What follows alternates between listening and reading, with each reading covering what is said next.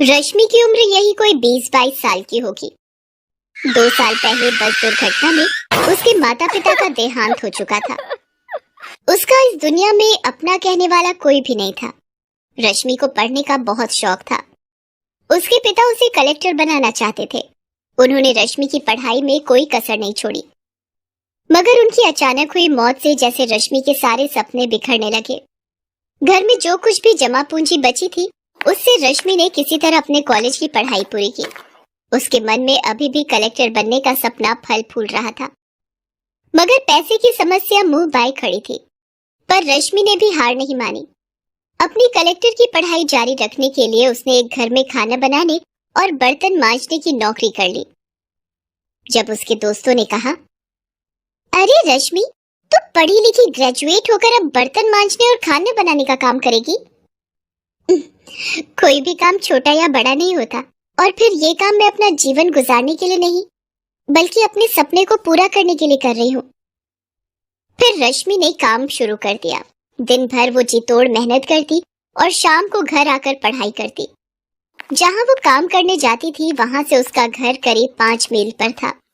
तेज चलने पर भी 9 बजे रात से पहले घर नहीं पहुंच पाती थी। रात को लालटेन के सामने थकी हारी पढ़ने बैठती और ना जाने कब सो जाती, उसे पता ही नहीं चलता। उस पर इतना जी तोड़ काम करने के बाद भी उसकी कमाई इतनी नहीं हो पाती थी कि वो तैयारी के लिए सारी किताबें खरीद पाती। कोचिंग करना तो दूर की बात थी। फिर भी रश्मि हिम्मत नहीं हार रही थी। जिस घर में रश्मि काम करती थी, उस घर का बेटा अमित भी यूपीएससी की तैयारी करता था। एक दिन काम करते हुए रश्मि ने अपनी मालकिन से पूछा, माँ जी, क्या अमित भाई अभी यूपीएससी की तैयारी कर रहे हैं? हाँ, पर तुझे उससे क्या? तू अपना काम कर। बड़ी आई इंक्वायरी करने वाले की कौन क्या पढ़ रहा है। मालकिन की बातें सुन रश्मि ने जल्दी जल्दी अपना काम निपटाया और घर जाने को तैयार हुई। तब मालकिन ने कहा, कल जरा जल्दी आना, कुछ मेहमान आने वाले हैं घर पर, उनका खाना बनाना है। तेरे जो एक्स्ट्रा पैसे लगेंगे मैं दे दूंगी। माँ जी, मुझे पैसे नहीं चाहिए। अगर अमित भैया की पुरानी यूपीएससी की किताबें मुझे मिल जाए तो बड़ी मेहरबानी होगी। तभी अमित वहाँ आ जाता है। रश्मि की आखिरी बात उसके कानों में पड़ जाती है। वो उसका मजाक उड़ाते हुए कहता है, अच्छा, तो तू कलेक्टर बनेगी है? अरे औकात में रह अपनी। तुझे पता भी है कि यूपीएससी क्या चीज है? अच्छे अच्छों को नानी याद आ जाती, नानी। तेरे जैसे लोग कलेक्टर बनने लगे तो हो गया देश का उद्धार। अमित की बात पर उसकी माँ भी जोर से हंस पड़ी। रश्मि दुखी मन से वहां से निकल पड़ी। इस बात ने उसे थोड़ा दुखी तो किया, मगर उसके हौसले को तोड़ नहीं पाई। चाहे कितना भी मजाक उड़ा ले मेरा, मैं तो अपने सपने को पूरा करके ही दम लूंगी। आज से मैं 10-10 घंटे पढ़ूंगी। अब चैन से उसी दिन सोऊंगी जब मेरा सपना पूरा हो जाए, और अगर मैं इस सपने को पूरा करने के लिए मर भी गई तो वही सही। रश्मि ने ठान तो लिया, मगर किताबों की समस्या अभी भी हल नहीं हुई थी। अगले दिन वो फिर काम पर गई। वहां उसने सारे मेहमानों का खाना बनाया और जब सब मेहमान खा पी कर चले गए, तब वो मालकिन के पास गई और बोली, माँ जी, सारा काम हो गया। आपने कहा था कि आप कुछ एक्स्ट्रा पैसे देंगी। अगर कुछ पैसे मिल जाएं तो मैं उनसे किताब खरीद लूंगी। मालकिन का सारा काम तो हो गया था, इसलिए उसके मन में कुटिलता पनप गई। उसने कहा, अरे तुझे किताबें ही चाहिए ना, तू अमित की किताबें लेती जा और उन्हें पढ़कर वापस कर देना। रश्मि को यही तो चाहिए था। उसने तुरंत हामी भर दी।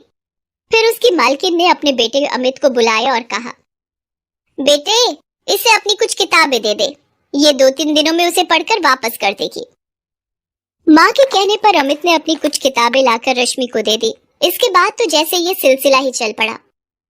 मालकिन रश्मि से मनचाहे काम करवाती और बदले में उसे कुछ किताबें पढ़ने को मिल जाया करती थी। मालकिन को इसमें अपना फायदा नजर आता था। उधर किताबें मिलने से रश्मि में एक नया जोश भर गया। अब वो दुगने उत्साह से अपनी तैयारी करने लगी। अमित की वो किताबें जो अलमारी में रखी धूल खा रही थी, उनके भी भाग्य जाग गए। एक दिन मालकिन ने काम करती हुई रश्मि से पूछा, क्यों रश्मि, तेरी पढ़ाई कैसी चल रही है? अब तो तुझे किताबें भी मिल रही हैं।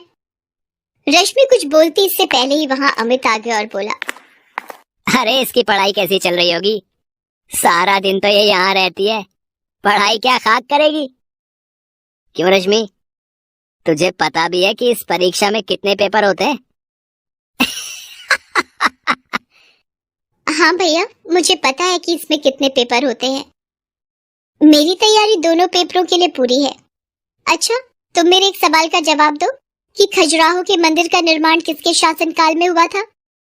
अमित की हवा निकल गई, उसे इस सवाल का जवाब नहीं पता था। क्या हुआ भैया, ये तो बहुत मामूली सा सवाल है, आपको इसका जवाब नहीं पता क्या? अमित कुछ नहीं बोला और चुपचाप वहां से चला गया। आज रश्मि ने अपनी सारी बेइज्जतियों का जवाब एक झटके में दे दिया था। रश्मि पूरी लगन से अपनी तैयारी करती रही।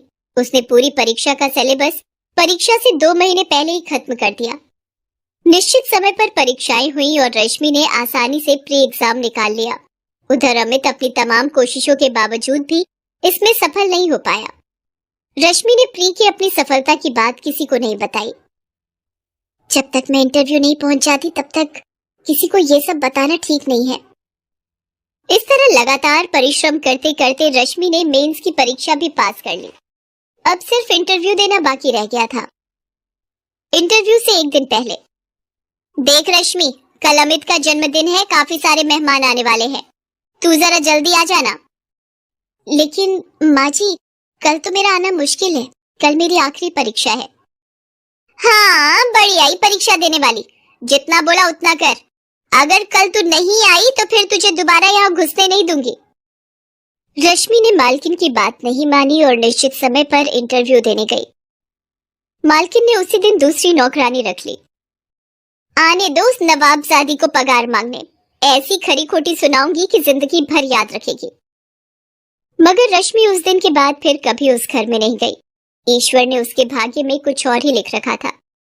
इधर मालकिन उसे खरी खोटी सुनाने का इंतजार करती रही, उधर यूपीएससी की परीक्षा का परिणाम आ गया। रश्मि ने 67वें रैंक के साथ न सिर्फ ये परीक्षा पास की थी, बल्कि टॉप 100 में भी आई थी। शहर के सारे अखबार उसकी कामयाबी के किस्सों से भरे थे। अमित और उसकी माँ ने जब अखबार के पहले पन्ने पर रश्मि का नाम और उसकी प्रशंसा देखी तो उनके मुंह खुले के खुले रह गए।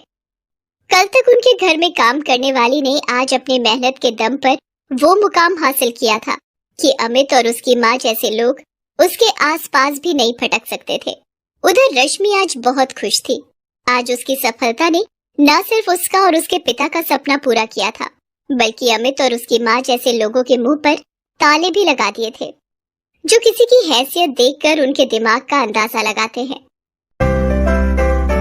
हेलो दोस्तों, हमारे इस चैनल को सब्सक्राइब करने के लिए यहाँ क्लिक कीजिए